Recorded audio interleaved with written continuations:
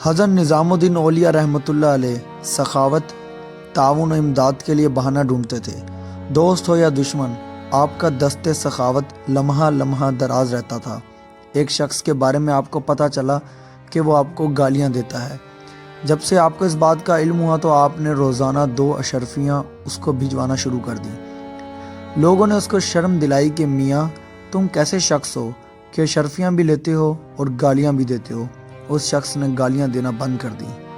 حضرت نظام الدین اولیاء رحمۃ اللہ علیہ کو جب یہ پتہ چلا کہ اس شخص نے گالیاں دینا بند کر دی ہیں تو آپ نے اسے اشرفیاں بھجوانا بند کر دی۔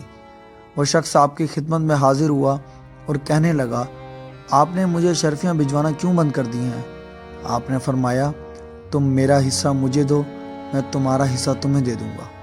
اس پر وہ شخص سخت نادم و شرمندہ ہوا اور وہاں سے چپکے سے چلا گیا۔ کچھ دنوں بعد آپ کو بتایا گیا کہ اس شخص کا انتقال ہو گیا۔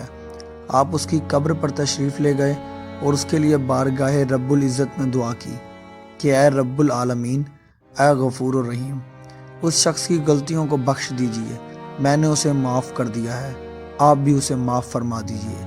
یہ شخص اپنی غلطیوں پر شرمندہ و نادم تھا، اس لیے یہ معافی کا حقدار ہے، یا الہی اسے معاف کر دیجئے۔